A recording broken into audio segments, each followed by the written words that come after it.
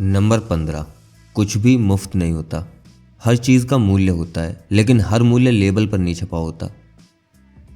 हर चीज़ का एक मूल्य होता है और संपत्ति संबंधी अधिकतर चीज़ों के लिए कुंजी उनके मूल्य को जानना और उसे चुकाने के लिए इच्छुक होना है। समस्या यह है कि अधिकतर चीज़ों का मूल्य तब तक स्पष्ट नहीं होता जब तक हम खुद उसका अनुभव न कर लें, जब बिल अतिदेय हो। 2004 में जनरल इलेक्ट्रिक विश्व में सबसे बड़ी कंपनी थी, जिसकी शुद्ध संपत्ति $1 ट्रिलियन की 1/3 थी।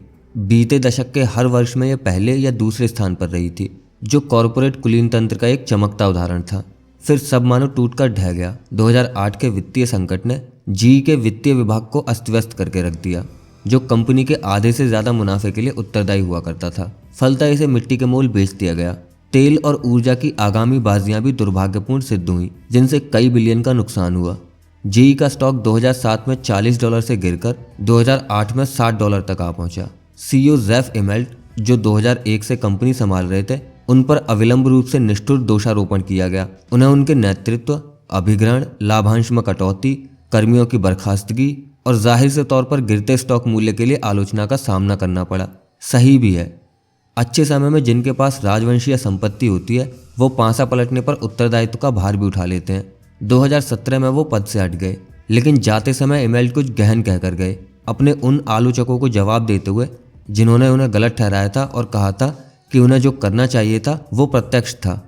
इमेल्ट ने अपने क्रमानुयायी से कहा, हर काम तब तक आसान नजर आता है जब तक आप उसे न कर रहे हो, क्योंकि अखाड़े में खड़े व्यक्ति के संघर्ष भीड़ में खड़े लोगों के लिए अदृश्य होते हैं।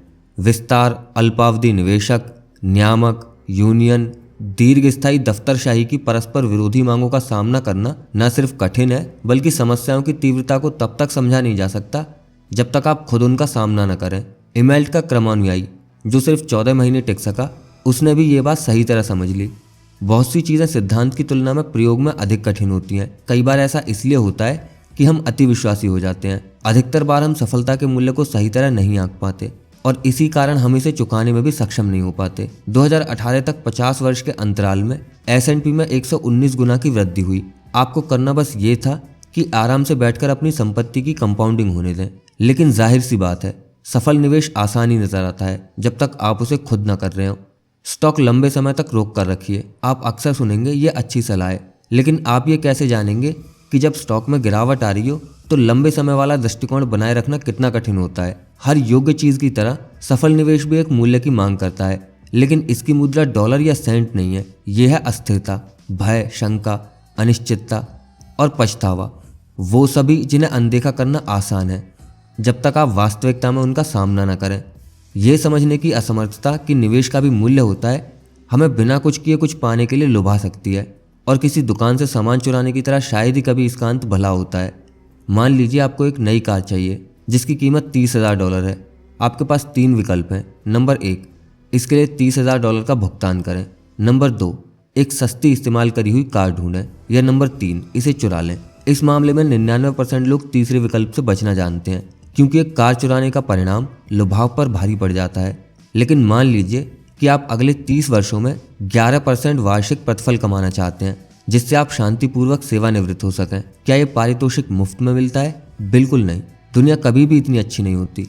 हर चीज़ का एक मूल्य होता है और इसे चुकाना पड़ता है। इस मामले में ये मार्केट का एक कभी ना खत्म होने वाला उपहास है, जो बड़े प्रतिफल देती तो है, फिर उतनी ही जल्दी उन्हें ले भी लेती है।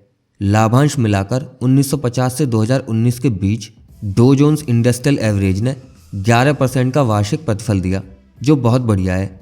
लेकिन इस अंतराल में सफलता का मूल्य भयंकर रूप से अधिक रहा। इस चार्ट में छायांकित रेखाएं दिखाती हैं कि अपने पिछले सर्वाधिक मूल्य से कम 5% कम कब था।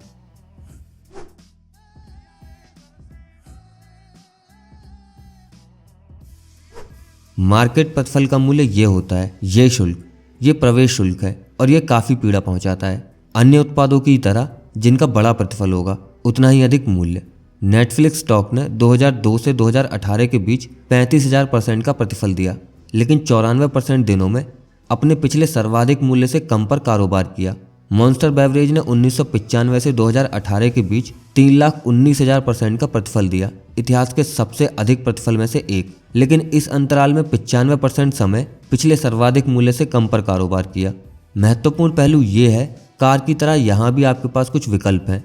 अस्थिरता और उथल पुथल को स्वीकार कर आप ये मूल्य चुका सकते हैं, या फिर आप कम अनिश्चितता और भुगतान वाली कोई संपत्ति तलाश कर सकते हैं, ठीक इस्तेमाल की गई कार की तरह। या फिर आप कार की चोरी की तरह एक बड़ी चोरी का प्रयास कर सकते हैं, प्रतिफल पाने का प्रयत्न करना, इसके साथ आने वाली अस्थिरता से बचते हुए। निवेश में अधिकतर लोग तीसरा विकल्प चुनते हैं, एक कार के चोर की ही तरह। हालांकि वो नेक नियत और कानून के पाबंद होते हैं, वो ऐसी तरकीबें और कार्यनीतियां बनाते हैं जिससे मूल्य चुकाए बिना प्रतिफल पा सकें। वो ट्रेड इन और ट्रेड आउट करते हैं, वो अगली मंदी से पहले बेचने और अगले उछाल से पहले खरीदने की कोशिश में लगे रहते हैं। अधिकतर निवेशक थोड़े बहुत अनुभव से भी ये जान जाते हैं कि अस्थिरता आम और सामान्य है। फिर काफ़ी निवेशक अगले कदम के रूप में वो चुनते हैं जो सबसे तर्कशील प्रतीत होता है, इससे बचने का प्रयास करना। लेकिन धन देवता ऐसे लोगों को मान नहीं देते जो बिना मूल्य चुकाए पारितोषिक पाने की कोशिश करते हैं। कुछ कार के चोर शायद बचकर निकल जाएं, कहीं अधिक पकड़े भी जाएंगे और फिर उन्हें दंड भी दिया जाएगा। निवेश में भी ठीक ऐसा ही होता है। मॉर्निंग स्टार ने एक बार सामरिक म्यूचुअल फंड के प्रदर्शन पर नजर डाली, जिनकी कार्यनीति सही मौके पर स्टॉक और बॉन्ड के बीच अदला बदली करना है, जिससे वो कम जोखिम पर अधिक मार्केट प्रतिफल प्राप्त कर सकें। वो बिना मूल्य चुकाए प्रतिफल पाना चाहते हैं। ये शोध 2010 के मध्य से 2011 के अंत के अंतराल पर केंद्रित था, जब यूएस स्टॉक मार्केट में मंदी के डर से घमासान मचा था और S&P 500 में 20% की गिरावट हुई थी। ठीक इसी तरह के वातावरण में सामरिक फंड काम करते हैं। ये उनका जगमगाने का समय था। मॉर्निंग स्टार की गिनती के अनुसार इस अंतराल के दौरान 112 सामरिक म्यूचुअल फंड थे। इनमें से मात्र 9 के प्रतिफल जोखिम समायोजित और बेहतर थे, बजाय साधारण 60-40 स्टॉक बॉन्ड के। 1/4 से कम सामरिक फंड में सूचकांक से छोटी उच्चतम गिरावट थी। मॉर्निंग स्टार ने लिखा, कुछ अपवादों के अलावा सामरिक फंड ने कम लाभ प्राप्त किया, अधिक अस्थिर रहे और जोखिम के उतना ही अधीन थे जितना हैंड्स ऑफ फंड। बहुत से वैयक्तिक निवेशक निवेश करते समय इस बात में आ जाते हैं। मॉर्निंग स्टार के अनुसार इक्विटी फंड निवेशक ने जिन फंड में निवेश किया उनमें हर साल आधे % की दर से कमजोर प्रदर्शन किया, जो खरीदने और बेचने का नतीजा था, जबकि उन्हें खरीद कर रोके रखना था। विडंबना यह है कि मूल्य चुकाने से बचने के लिए निवेशकों को दुगना मूल्य चुकाना पड़ता है। वापस जी की बात करते हैं। इसकी अनेकों त्रुटियों में से एक पूर्व CEO जैक वेल्च के काल से उत्पन्न हुई थी। वेल्च ये सुनिश्चित करने के लिए प्रसिद्ध हो गए कि प्रति शेयर त्रैमासिक आय वॉल स्ट्रीट के अनुमान को पछाड़ दे। वो ग्रैंड मास्टर थे। अगर वॉल स्ट्रीट के पत्रकार $0.25 प्रति शेयर की अपेक्षा करते तो जैक कुछ भी करके 0.26% प्रदान करते।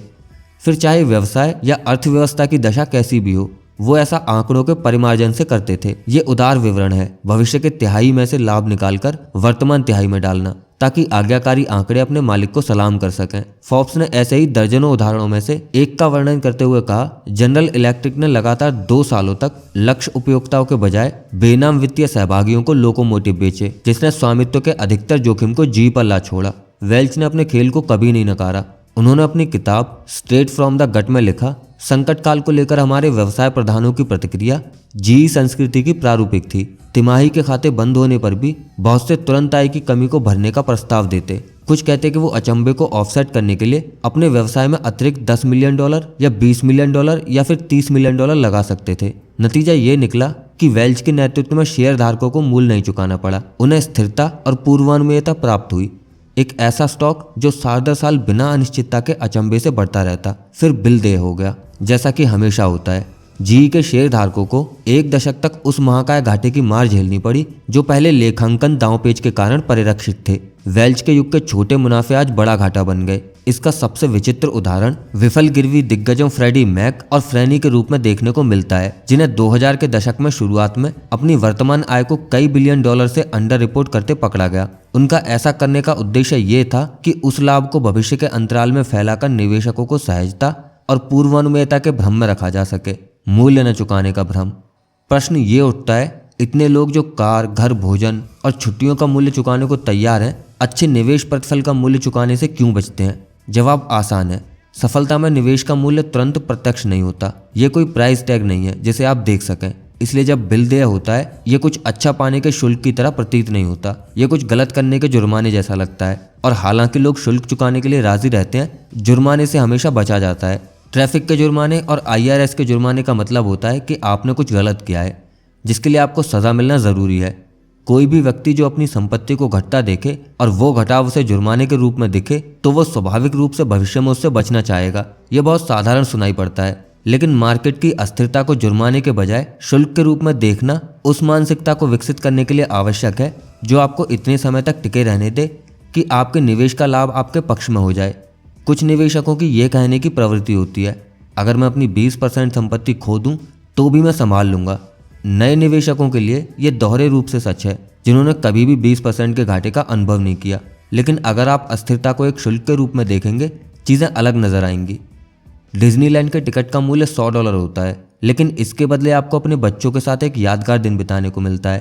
पिछले वर्ष लगभग 18 मिलियन लोगों को लगा कि यह शुल्क चुकाने योग्य था। कुछ को लगा कि $100 कोई सजा या जुर्माना था। शुल्क का उचित समझौता प्रत्यक्ष होता है जब ये साफ हो कि आप इसे चुका रहे हैं। निवेश में भी ऐसा ही है, जहां अस्थिरता लगभग हमेशा एक शुल्क होती है, जुर्माना नहीं।